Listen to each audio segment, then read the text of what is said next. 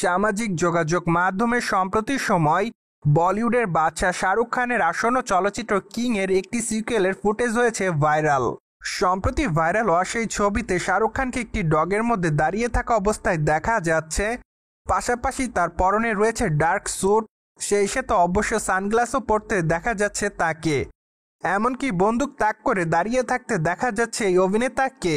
তাই তো বলাই বাহুল্য যে হয়তো কিং চলচ্চিত্রের কোনো অ্যাকশন দৃশ্যের কোনো একটা সিকুয়েলের ফুটেজ হয়েছে সামাজিক যোগাযোগ মাধ্যমে ভাইরাল। যাই হোক, এই বিষয়টি নিয়ে নির্মাতারা অবশ্য এখনও তেমন কিছু বলেনি। তবে এর আগে চলচ্চিত্রের নির্মাতারা জানিয়েছিলেন তারা চলচ্চিত্রের শুটিংয়ের কাজটি খুবই গোপনীয়তার সাথে করছে, কেননা চলচ্চিত্রটিতে নতুন এক শাহরুখ খানকে দেখতে পারবে সকল দর্শকরা।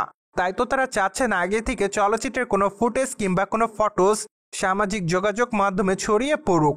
যদিও চলচ্চিত্রের নির্মাতারা এতটা সেফলি কাজ করার পরও সম্প্রতি সময় সামাজিক যোগাযোগ মাধ্যমে কিং চলচ্চিত্রের নতুন এই ছবিটি হয়েছে ভাইরাল। তাই তো অনুমান করা যাচ্ছে যে কিং চলচ্চিত্রটিতে শাহরুখ খানকে ব্যাপক স্টাইলিশ এবং অ্যাকশন মোডে দেখানো হবে। যাই হোক, এখন শুধুমাত্র অপেক্ষার পালা, কেননা চলচ্চিত্রের ট্রেলারটি যখন প্রকাশ্যে আসবে তখন অবশ্য ভালোভাবে শাহরুখ খানের লুকটি দেখতে পারবে তার দর্শকরা।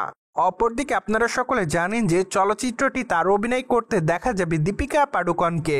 তাই তো বলাই বাহুল্য যে বর্তমানে দীপিকা পাডুকোনও চলচ্চিত্রের শুটিং সেটে করেছে যোগদান। যদিও মাঝে অবশ্য শোনা গিয়েছিল বর্তমানে পোল্যান্ডে চলচ্চিত্রের শুটিংয়ের কাজ চলছে।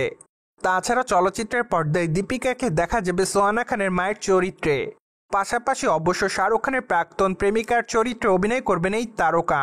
তাই তো বলাই বাহুল্য যে চলচ্চিত্রের পর্দায় দীপিকার চরিত্রটি খুবই গুরুত্বপূর্ণ। অপরদিকে এর আগে অবশ্য চলচ্চিত্রের নির্মাতারা জানিয়েছিলেন তারা তাদের আসন্ন চলচ্চিত্র কিং 2026 সালে মুক্তি দেওয়ার পরিকল্পনা করেছে। তাই তো বলাই বাহুল্য যে তারা বর্তমানে শুটিংয়ের কাজটি খুবই মনোযোগ নিয়ে করছে, কেননা তারা চাচ্ছে যথাসময়ের মধ্যে কিং চলচ্চিত্রের শুটিংয়ের কাজটি শেষ করতে। ঠিক এ প্রেক্ষাপটে বর্তমানে বিদেশের মাটিতে চলচ্চিত্রের শুটিংয়ের কাজটি চলছে নিয়মিত।